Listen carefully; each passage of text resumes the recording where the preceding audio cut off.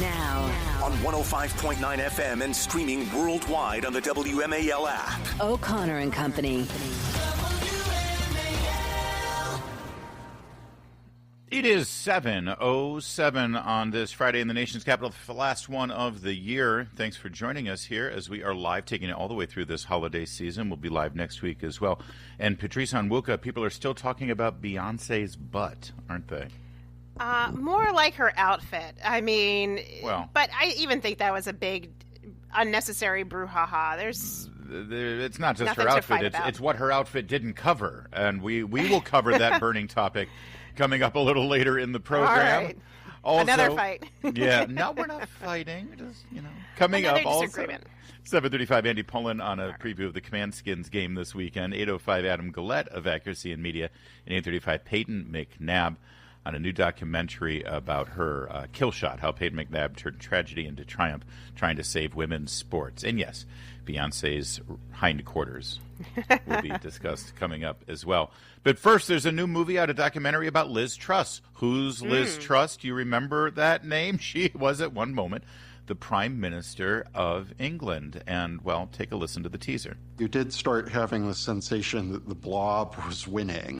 I think the Blob describes wider than just the government. It's a groupthink, such as support of Black Lives Matter, support of the extreme trans agenda, support of eco-extremism. That's a whole shared belief system. Big spending, big government, big taxes, big immigration. Filmmaker Michael Pack joins us now about his new documentary, The Prime Minister versus the Blob. Liz Truss is 44 days in office. Michael, thanks for joining us, and happy day after Boxing Day. I don't know, what do the Brits call that? I'm not sure. I'm not sure either, but thank you. Good to be on your show. So I'm confused because the sort of shorthand on Liz Truss at the time was she was brought in to engineer Brexit. And she wasn't, her heart wasn't in it, and she didn't have the confidence of her party, and so she had a failed time, and you had to make way for Boris Johnson, who was all in on Brexit. And apparently all my conservative friends in England say, oh, no, you have it all wrong. That's not it at all. What is the case with Liz Truss, and what really happened here? Well, actually, she followed Boris Johnson. So by the time she came into office... Oh, forgive me. That's right. I apologize. Thank you. Well, that's okay, but that's why we made the film. For Americans, Liz Truss rings no bell at all. So, Larry, you're unusual in ringing any kind of bell. She only was prime minister for 44 days, shortest-lived prime minister in British history. And most people can't remember anything. If they remember anything, it's usually that the Queen died while she was prime minister. But the fact is, why was she in and out so fast? She actually came in with a very Thatcherite economic program, very based on economic growth. She proposed her mini budget, and then the pound crashed, and everyone blamed the mini budget, although it had not been enacted. Liz Truss blames the Blob, as you can tell from that little teaser. And what they mean by the Blob is what we call the administrative state or the swamp. And she feels she was done in by unelected bureaucrats like the Bank of England. And we have her make her case, and we have other people who don't agree with her make the case too, people from the Labour Party and Tories that don't agree with her.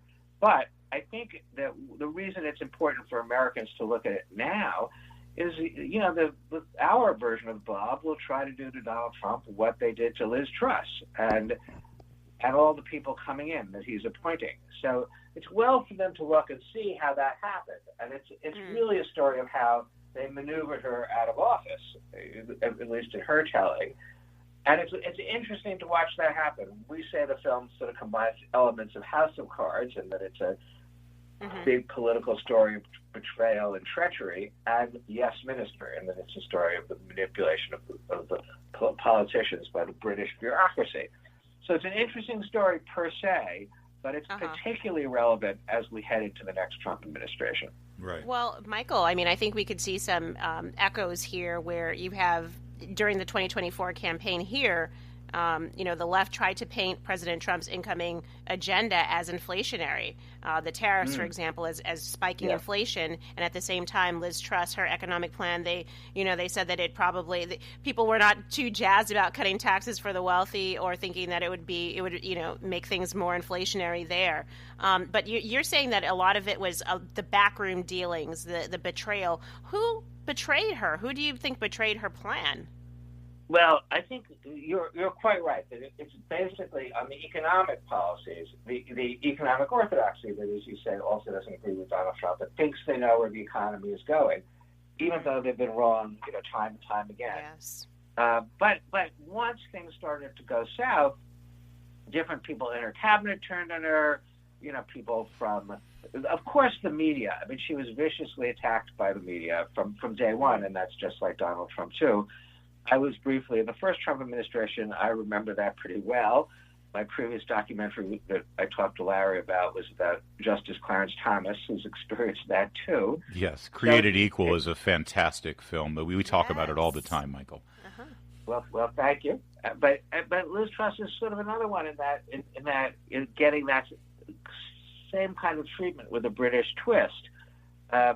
So I think it's really worth looking at, and it's free. It's only 30 minutes. You have to watch all 2 hours of the Clarence Thomas film. This is only 30 minutes, and it's free on the Wall Street Journal site. If you go to wsj.com/Liz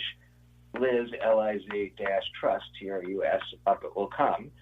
And I think it's an entertaining view.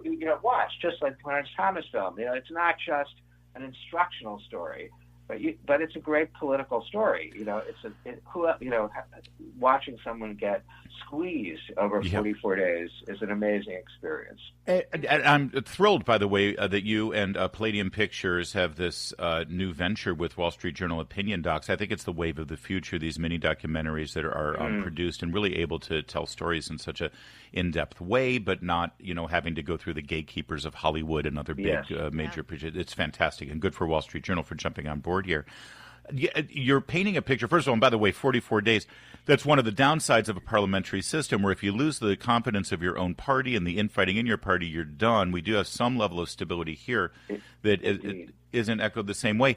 But, we can't tell this story really without actually witnessing the rise of the Reform Party in the United Kingdom, which I think just yesterday, Nigel Farage was boasting at the fact that they now have more registered paid members to the Reform UK Party than Liz Truss's Conservative Party. And was that part of the shift, too? Liz Truss kind of got squeezed from the Farage right and from the establishment blob left. Well, she's actually now very close to Nigel Farage, at least the way I see it. I mean, she appears with him often, and she's very sympathetic to reform. I think what you're seeing in the UK, and I am not an expert. We have experts in the film. That's like Joe Sternberg from the Wall Street Journal. But it seems to me that the conservative, in the broader sense, group in the UK is reforming. The Tory party has sort of failed. Liz Truss is one example of that, but her successor, Rishi Sunak, and now they're reforming. And Nigel Farage, it's right. It's an amazing thing that he's bigger than the Tories. But I think Liz Truss herself is anxious to see, as she would say, maybe a more Trump-oriented party emerge. Interesting. And so it's an interesting moment in the UK, and I think that the election of Donald Trump invigorates all these parties across Europe. I mean, Amen. One of the important things about the film is we tend to think of like this administrative state problem as an American problem. At least I did. But you can see it's the same group of people who are sort of technocrats are everywhere in the West. They go to the same colleges. They learn the same things. They're in the same elite. So it's interesting to see these problems reflected differently across the pond. And Michael Peck, what's so insidious about them is that they will say they're doing these undemocratic things, undermining the people's vote, undermining the people's will for the sake of saving democracy. And you really do need a degree in Orwellian to really comprehend that. Thanks for joining us today, and thanks for. I'd like to try to watch these things before we have the interview, but I didn't get a chance to watch this. But I'm looking forward to it, and we'll talk again. I hope so. Let me know what you think. Thank you, Michael. I appreciate it. Thanks. It is 7:16.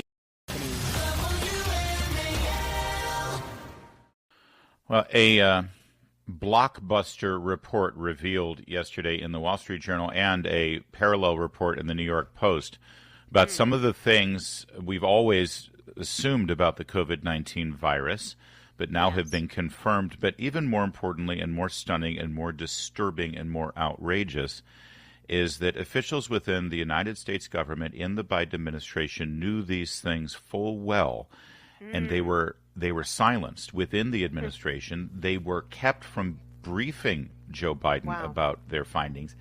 Not that Joe Biden really would have been able to do anything about it anyway, but they still kept him protected from it for plausible deniability or something. And again, most importantly, those same entities within the government were silencing and censoring American citizens if we made those same observations on social media. Let's go to the New York Post report here. Spy chiefs silenced researchers in the Defense Department and FBI who discovered strong evidence that COVID-19 most likely leaked from a Chinese lab. As a result, their findings were kept out of an August 2021 report to President Biden on the origins of the global pandemic. The report concluded that the virus behind COVID was probably not genetically engineered. But our Department of Defense and FBI had evidence to the contrary, Patrice. And, you know, every time I'm told by the elites in this town that we can't let Joe Biden and Donald Trump and Tulsi Gabbard and Michael Waltz and Vivek, Kash Patel, we can't let them come in and upend the norms in our intelligence community, and, you know, they're going to be a threat. I point to stories like this and say they are their own worst enemies. They have destroyed their own credibility. They don't need Kash Patel to badmouth them. They've actually set themselves up for this. You know, listen, the lab leak was always dismissed as conspiracy theory. We were told that, no, this could never have happened. And absolutely, these agents knew, these internal agencies knew this and were keeping it quiet. Why? You have to ask why. Right. Why? Well, because I think that the question still is lingering, but I think it was to control the American population. I think it was because there were maybe people had incentives. Maybe it was because they wanted to protect China as a close partner. Go ahead, Larry. Why do you think? I'll 100% tell you why.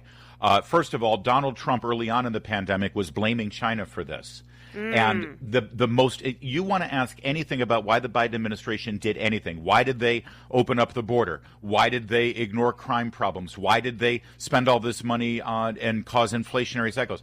Everything they did was a direct reaction to undo anything Donald Trump did. And if Donald Trump said China was responsible for COVID-19, then gosh darn it, they were going to do whatever they could to make sure Trump was wrong, even when Trump was right. And that's why they had to do this. And not only that, they called Donald Trump and any American who claimed that the virus came from the lab in Wuhan. They called us racist. They called us xenophobic. Yes. They called us anti-Asian. No, we were factual. They said we had tinfoil hats. Thank you very much. And so that's what they had to do. And you know, when people saw this thing going on and it had all the earmarks of something coming out of China and was genetically engineered. I remember interviewing Secretary of State Mike Pompeo during, it was like April of 2020 in the middle of the pandemic.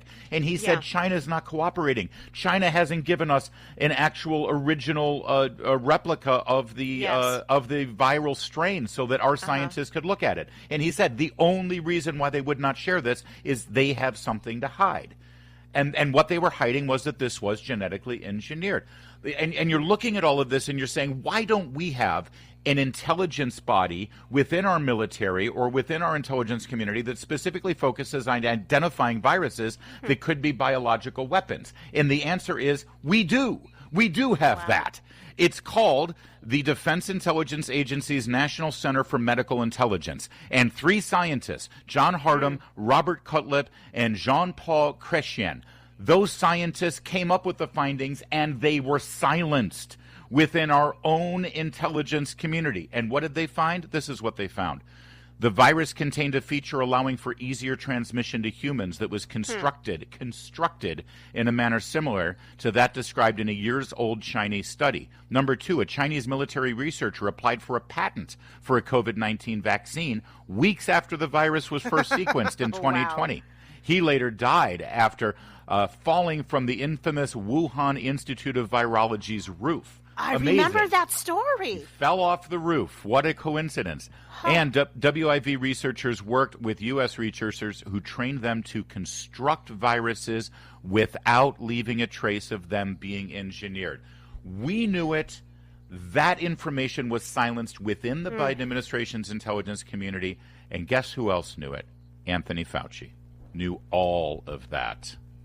And you know whose hands are not dirty, are not clean in this as well? The social media companies that were partnered with the Biden administration. They'll say now that they were strong-armed, and maybe they were, but they absolutely use their censorship tools to make sure that this information, that people who are saying no, this is very suspect, this is obviously a lab leak, those social media posts, the videos, the information was silenced, was manipulated, was censored and or labeled as misinformation and disinformation. This cannot happen again. Well, not only can it not happen again, but investigations need to happen immediately. They do. Into we need who accountability. did this.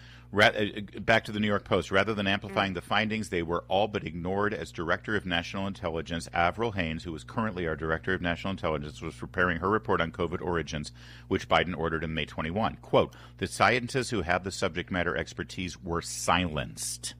The spy chiefs also forbade the scientists from sharing the information with Congress, even after Senator Chuck Grassley expressly requested them in March of 21, or from rebutting a since-decreased May 2020 paper prompted by Fauci that sought to discredit the lab leak theory.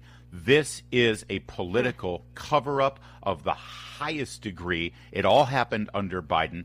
It kept information from we the people through our representatives in Congress, and there needs to be a full investigation and as you said, Patrice, accountability. It's not like this COVID-19 thing was benign. People died. People's lives were ruined by all of this. And they knew the truth, and they kept it from us for political purposes. It's 7:24.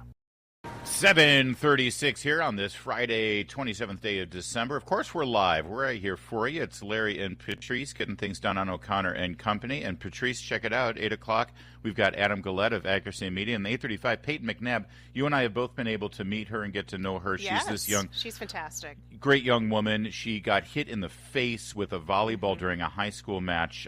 She was in women's volleyball, but there was a biological man playing on the other team that gave her basically traumatic brain injury for the rest of her life. There's now a documentary about her story and how this has turned her into an activist. We'll get into that coming up. But first, Patrice, give us a good Friday here.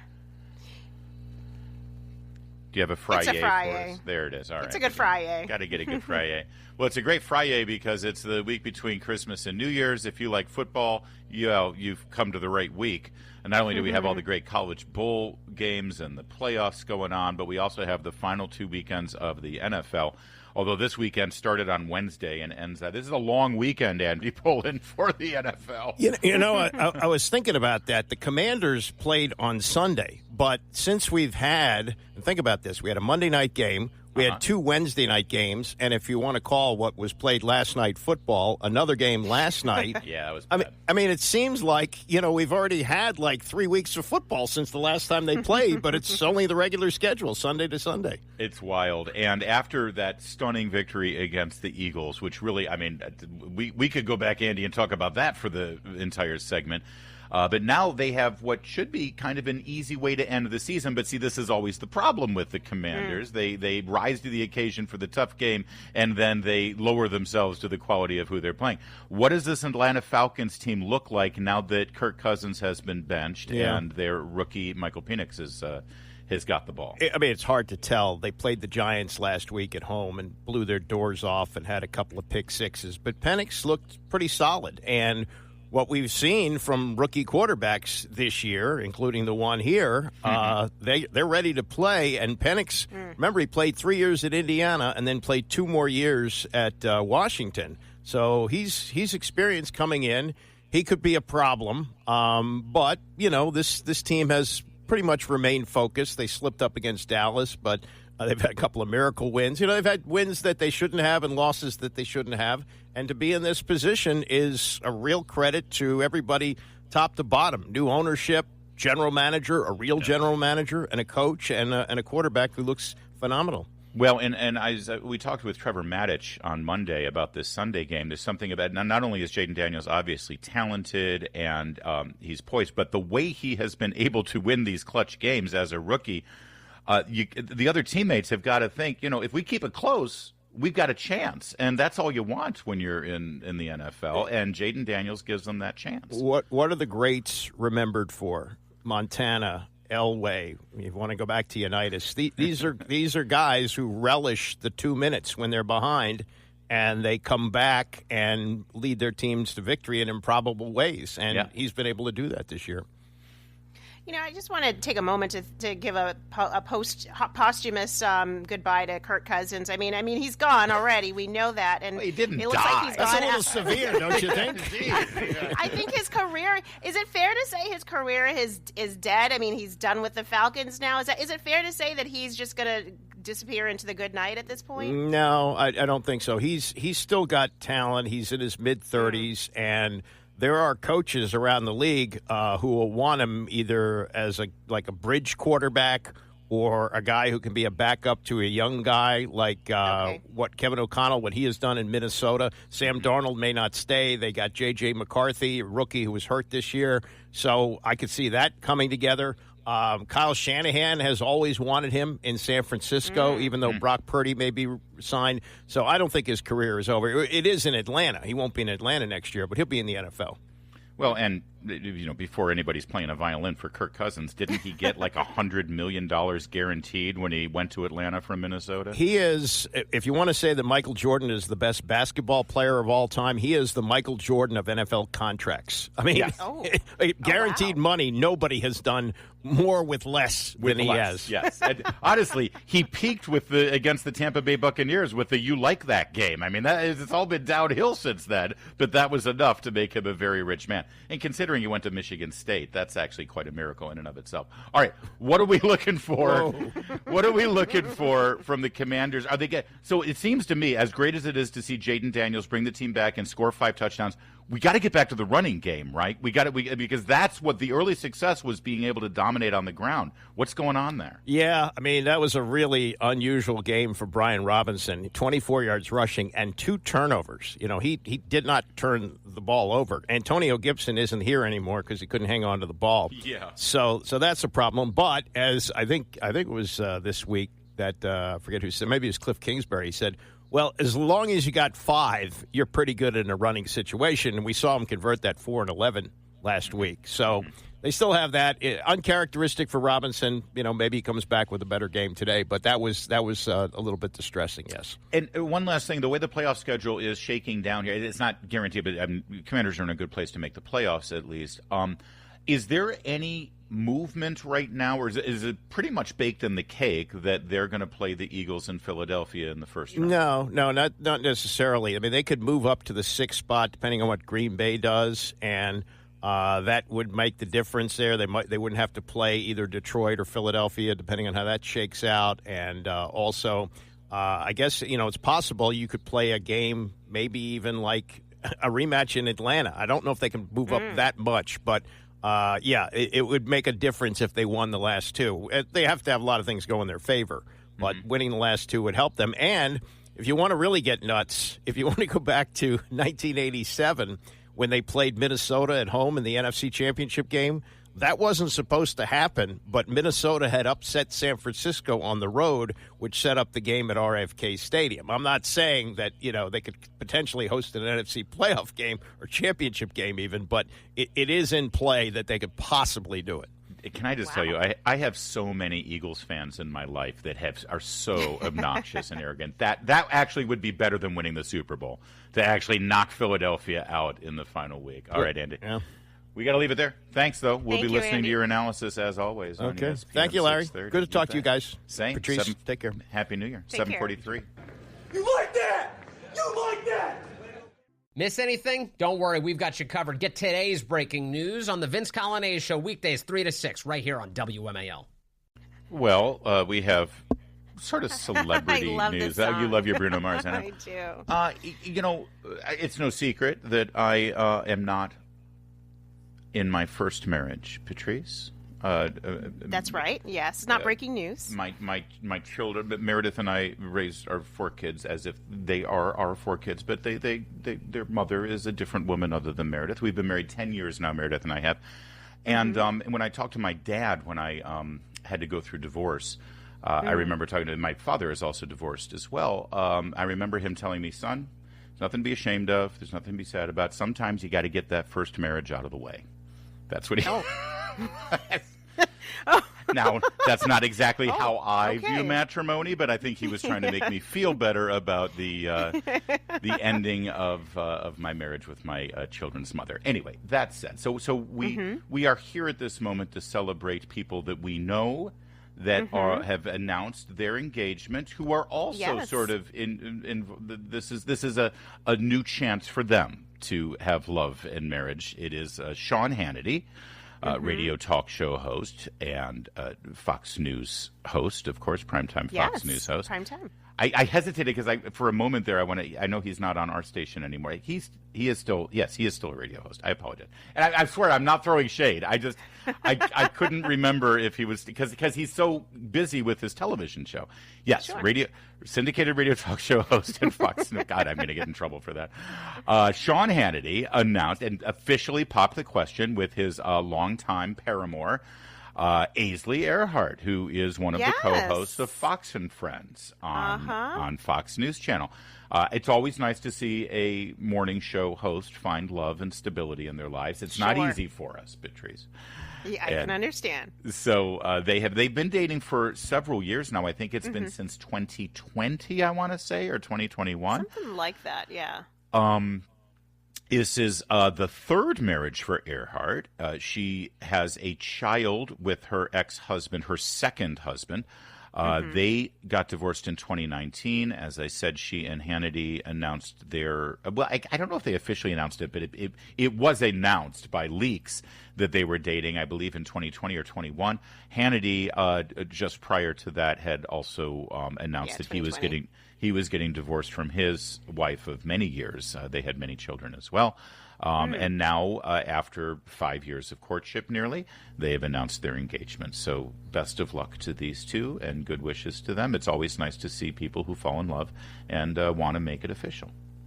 That's right. In a statement, they said their families, both of whom they've been previously married, as you mentioned, they get along well with their exes. That's a quote.